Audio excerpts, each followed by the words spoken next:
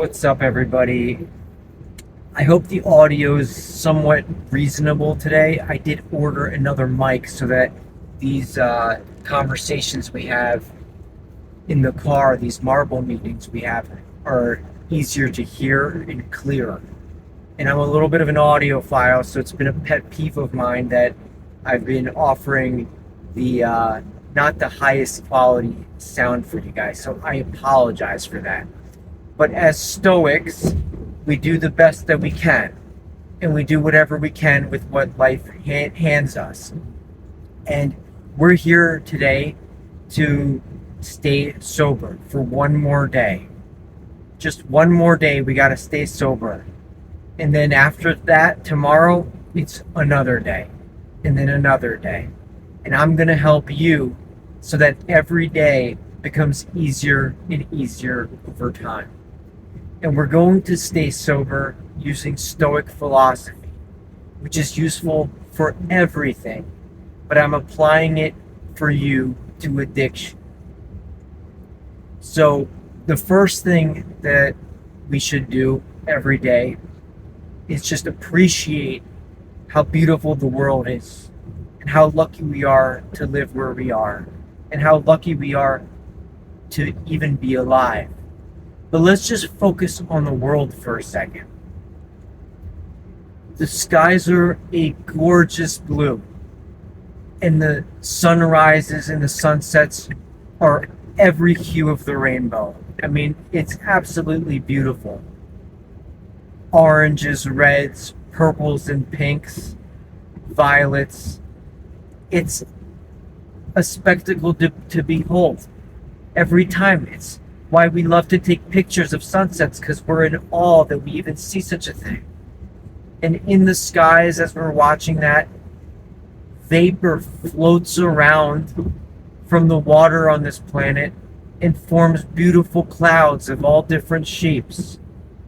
And we're here on the surface looking up, held down by gravity, which is this perfect amount of gravity, because if the world was much bigger, then the gravity would be stronger and it would be very hard to walk around.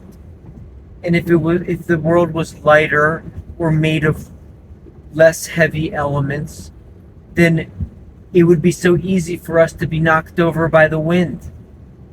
And speaking of the wind, we have this amazing atmosphere with the perfect amount of oxygen, and it just helps us survive and live.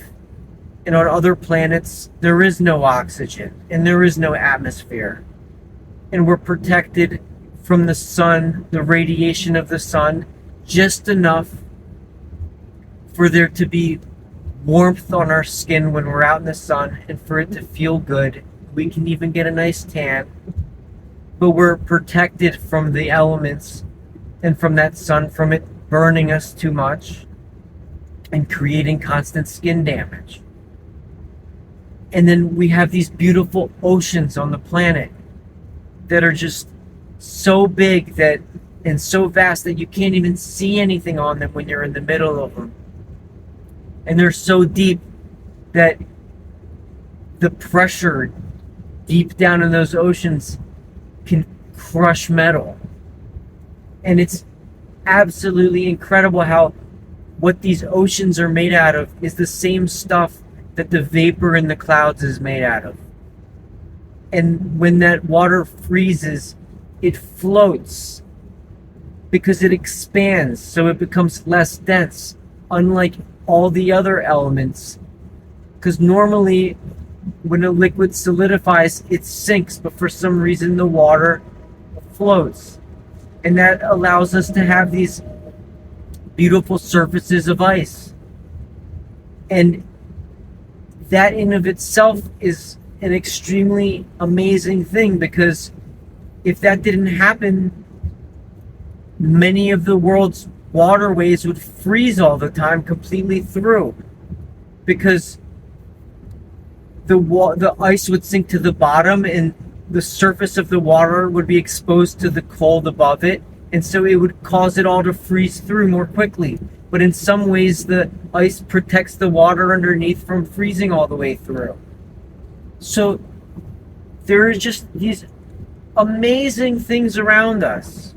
I'm right now driving and I'm looking at a field of wheat, and I can see how the grass has grown high, and it's being like bent by the mass of the seeds at the top. And there are these farms that produce the food that we can eat. My point is, sometimes we take everything for granted. In fact, most of the time we take everything for granted. And we should never do that, because we're so lucky to be alive on this planet. And it's just so beautiful that it's almost like there must be some kind of higher power in the world. And if there is no higher power, then we are just so lucky. It's like a miracle that we get to be on this planet of all the planets in the galaxy, because, man, this is the prime real estate. If you're ever envious of other people's homes, just remember that you've got the best real estate in the universe, probably. You know, certainly in the solar system. I mean, we've got like the cream of the creme de la creme of beautiful real estate that we get to live on and exist on. And how lucky we are to be here. So why would you waste it by fogging your mind and clouding your mind with drugs and alcohol? Just looking around at the beauty of the world, the animals, the little birds, the things we get to experience, that in of itself is like a drug.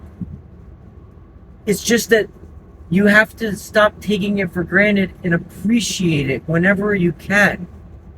Now, that's impossible to do constantly, because the way our brain works is it constantly resets itself and makes, it has to sort of ignore things and focus on the things that appear to be important at the moment. But expand your mind, not with drugs and hallucinogens, but soberly, whenever you can. Whenever you see something beautiful, take a moment and appreciate that thing. And think about it reason through it, how lucky we are to have it. Look at all the parts. When you see a beautiful tree, look how the leaves absorb the sun, how the roots pull in the water from below to feed those leaves, and how the leaves take the energy of the sun to create energy and bring that down to the cells in the roots, and how that trunk holds that tree up and there's bark around it protecting it from the elements, and how that tree is alive. And while it can't really experience us that much, but it can experience, it has its own life and its own senses, and it feels that water underneath it, and it feels that sun above it, and it feels happiness from these things. When you actually appreciate everything in life in this way, you get a natural dopamine hit. It's like a little cocaine bump, but it's a natural one that actually is healthy for you. And appreciating beauty around us gives us a sort of joy, a long-term joy that's a healthy joy to have, not one that's artificially created by the pleasures of a drug entering our system, or of a slot machine getting pulled, or betting on a game on your phone.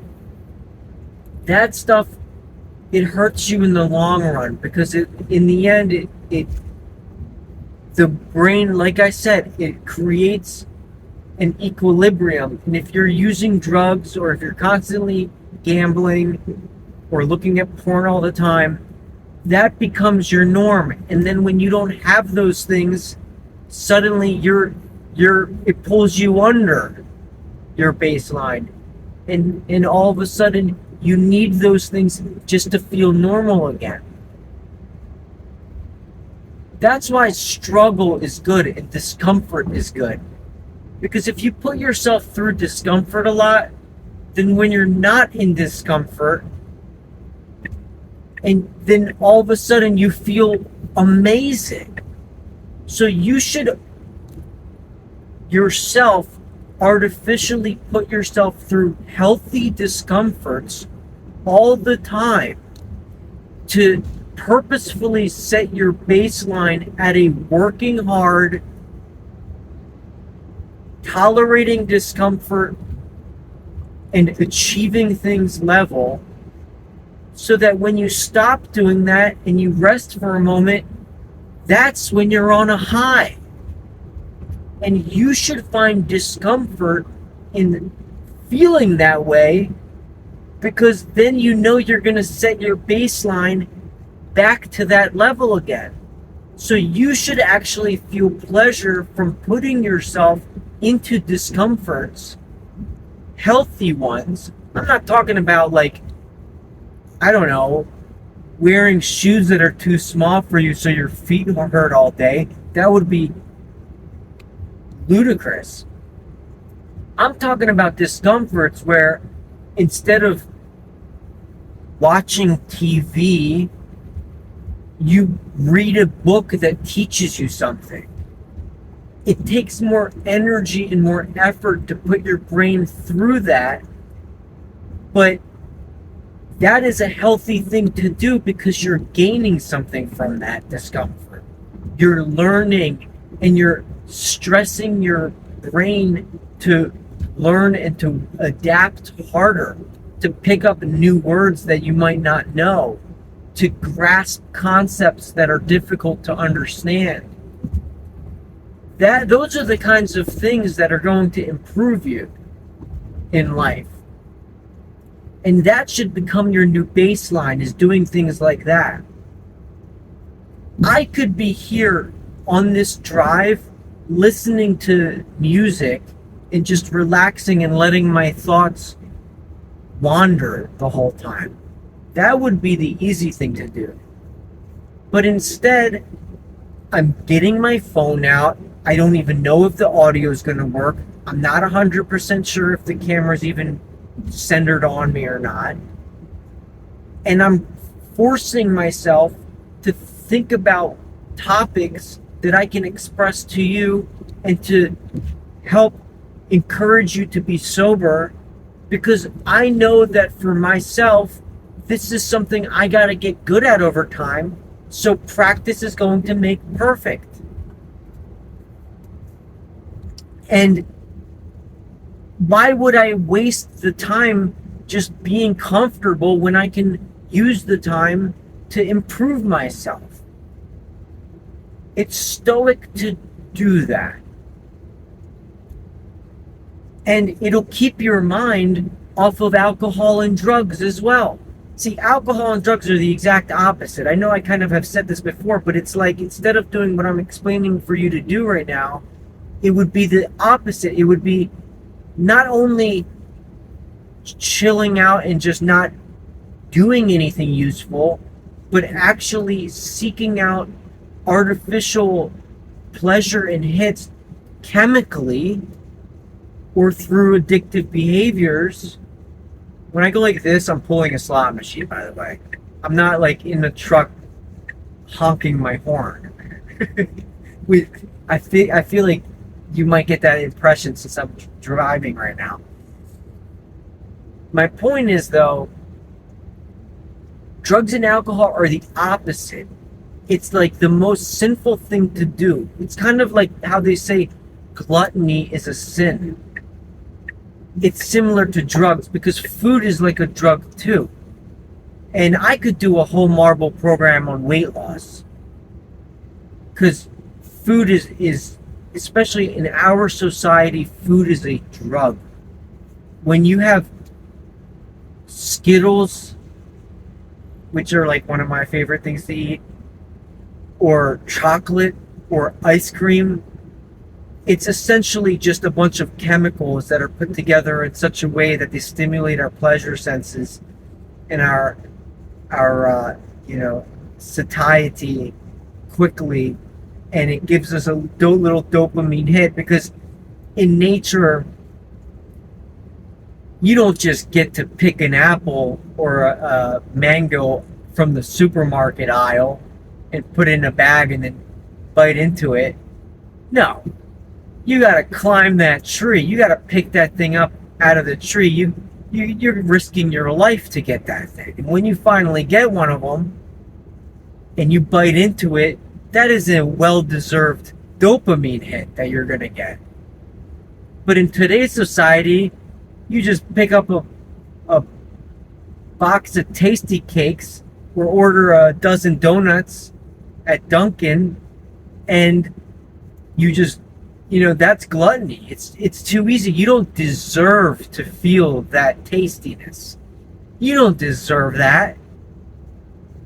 The man or woman who deserve that are the ones that grind the grain into flour, mix it with water, grow the sugar cane, mix the ingredients together, bake that thing. It's a whole process. Those are the people that deserve to taste that. You don't deserve that. I mean, I hate to say it, it sounds harsh, but okay, fine. We all deserve to treat ourselves. I admit it. I don't mean to be too harsh about it, but the point is, it's too easy in society. It's become a drug to eat food, and that's why everybody's obese. That's why in the future we're all going to be taking GLP-1s and either injecting them, or hopefully they're now oral, so we'll be taking them orally, and we're going to have to counteract our appetites because we're just in an environment where food is drugs. If you cook at home, it's more deserving than if you're just picking up a bunch of cakes, cookies at Walmart. So at least when I was saying put yourself through discomfort, at least put yourself through the discomfort in the work of baking the food and cooking the food when you eat it. That'll be a healthier lifestyle for you. Because if you're just grabbing it like a drug and eating it like taking a hit of something or drinking a drink from a bottle, then that is how obesity starts. So today we are going to be sober, and tomorrow we're going to be sober. And the way we're going to do that is by always reasoning through everything that we do. When you're picking up that tasty cake, reason through it. How are you going to feel after you eat that? In 2 hours after, how are you going to feel for eating that? Are you going to feel good about it? Are you going to be proud about it? No, you're not going to be proud that I had a tasty cake earlier, 2 hours ago. Of course you're not going to be proud. It's going to feel good while it's going down your mouth, down your throat, into your stomach, and you're swallowing it, and you're first tasting it. That's going to feel good, just like a drug. Just like drinking. Do you feel good while you're doing it? You might feel good while you're doing it. That's why we're addicted to these things. But are you going to feel good that you drank earlier today or yesterday? No, you're not. That's a standard of Stoicism. The Stoics said, determine what is good based on if you feel proud about doing it. Do you feel proud about using drugs? Do you feel proud that you're a heavy drinker? If the answer is no, then that is a bad thing to do. And if the answer is yes, then I just feel sorry for you. Because you're on the lowest end of the you're the lowest of the low when it comes to addiction. The people at the very bottom, not only are they addicted, but they actually feel proud that they have an addiction. Those are the people that are crashing so hard. They're on the trajectory already so hard that they're going to hit the bottom imminently. But always use that standard. Do you feel proud about something? Do you feel proud that you're just, wasting your time, that you wasted the day? What did you do yesterday? Did you waste it? Or were you productive? Because if you didn't do much, you probably aren't proud of that. Therefore, it's not a good thing. It's a bad thing. But if you feel proud about whatever you did yesterday, then I guarantee you that was a good thing to do. And so, Stoic philosophy, it's all about changing our judgments and our opinions and how we view things in the world. But in order to determine whether our opinions are good or bad, or right or wrong, correct or incorrect, there have to be certain standards applied to things. Now, this is a marble meeting. This is just me, shooting the shit and talking to you guys. But I go through these things in more detail, and I distill my thoughts in the Stoic philosophy to keep you sober in my other long-form videos. And I put them in a playlist for you, and they're also on Spotify as part of a podcast. Just look up Marble Program.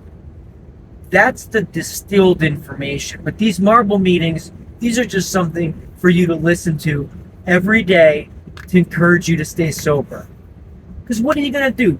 Are you going to feel proud about watching other YouTube videos where where you're just getting simple pleasures? What are you going to watch AI slop all day on TikTok? Come on. Don't you just feel yourself getting worse and your attention span worsening over time? AI slop or just general reels on TikTok, that's just like a drug too. Just a quick dopamine hit. And then you lose the ability to appreciate the other things in life that they might not provide you that quick hit of something stupid that you're watching that's funny or whatever, or a fight all of a sudden. The reels, the feeds love to show fights because they're there's something to them. Who's gonna win? It's interesting. Start appreciating the longer form content. The stuff that takes a little bit more energy to get through, but you learn something out of it and improves you over time. I'm not saying these videos are uncomfortable. I think that these videos are very comfortable to watch because you're hearing a man, just a man. I'm just a man. And I'm just here to help you. But I've read a lot of Stoicism and I want to release it all to you guys. And we are together going to focus it in always back to our addictions. Because addiction corrupts us from the inside. The important thing in life is to always think clearly through everything you're doing. But when you have an addiction and you're addicted to a substance, that affects you internally. Normally, things that are external to you can't affect you internally. Someone can slap you or they can punch you and hit you. But that's just hitting your body, and your body is external to your mind. They still can't affect how you react to the situation. Only you can do that. It's like if they were slapping you and they're like, hit me, bitch. And they slap you again, hit me, bitch. It's just going to piss them off even more because they're trying to control you on the inside and get you to act a certain way and hit them back. And you could potentially just stand there and show them the other cheek. Because no one can actually affect you internally. You might hear people sometimes, they say, you mad? Oh, you get mad. The reason people say that to people is because they're trying to affect you internally by saying your internal disposition to you and bringing it out of you. Then they actually have power over you if they can do that. And that's why people say that. But if they can't actually do that, they have zero power over you. So never let anything external have power over you. But unfortunately, the only thing that can affect us on the inside that's external to us is an addiction. Because the addiction will always whisper to you, hey, there's a game on later. Let's check the odds. Let's check the betting odds on that. Or they'll say, hey, there's a bar on the way to that place. Let's just stop in. We can have just one drink. That addiction will whisper to you. And when you're deeply addicted, it always wins because it controls you. You're just a puppet on strings, like a marionette, and it's controlling you. That's why, in order to even begin Stoicism and begin the path of becoming a philosopher and somebody who is successful, the first thing we have to do is break addiction. This program, this Marble program, it didn't start as an addiction program. It started as a philosophy program for Stoic philosophy for everything. For being a good parent, for doing well in your job, for making money. Because this applies to everything. You know, do you want to spend money on simple pleasures? Or do you want to do the uncomfortable thing and put the money in a savings account? Or invest it in a smart investment? Yeah, you're not going to get to drive around in a new car or on a new bike or whatever. So you won't have that simple pleasure. But you're going to have that slow burn of somebody who's building wealth. And somebody who's getting stability in their life. And somebody who knows that they have control over themselves and over their desires, their superficial desires and impressions. Somebody who is able to fix their impressions and their judgments in order to form correct opinions. That is a much stronger thing. That's something money can't buy. So Stoicism applies to everything. But what I realized from learning Stoicism, at some point I realized, hold on a second. The Stoics from 2,000 years ago, the ancient Romans and the Greeks, they didn't suffer from addiction the way that we do today. They didn't have processed food like we do. And they didn't have the drugs that we do. It was a bit of a different world back then. I'm just saying a bit. But the main thing that was different was the drugs. I mean, they had wine, but they would water it down with water. And they certainly had addiction problems. Julius Caesar was an alcoholic. One of the main reasons why he failed and he had a lot of problems was because he drank too much. But back then, they didn't have alcohol, wine and spirit stores on every block. They didn't have, the hard seltzers that taste good, that are so easy to buy in Wawa. In the local gas station. Everywhere we go, you can just grab an alcoholic drink now. They didn't have weed everywhere, and they certainly didn't have these synthetic drugs like fentanyl.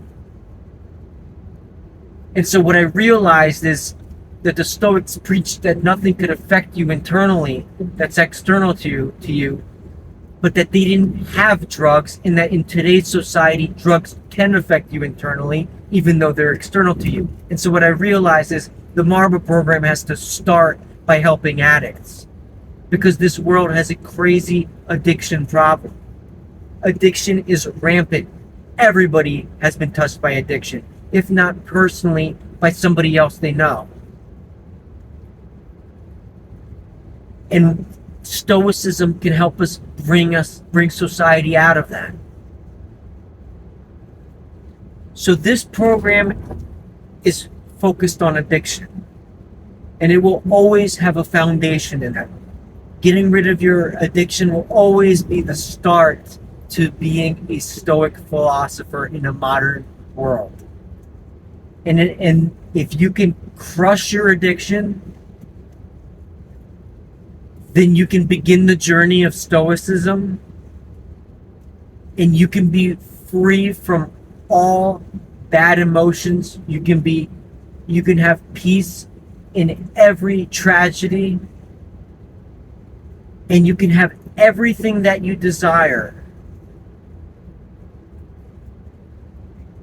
And I promise you that. So this journey of mine, teaching you guys this, it's new. It's just starting. I just started these videos a month ago. And if I can endure through this and continue to make these videos for the rest of my life, then we're on a journey together for the long run. And we're all going to get so much out of this. It's going to be great. So please subscribe to my channel. You'll know when my videos come out. Definitely check out the long form non-marble meeting videos, because that's where all of the philosophy is distilled down into what you need to hear.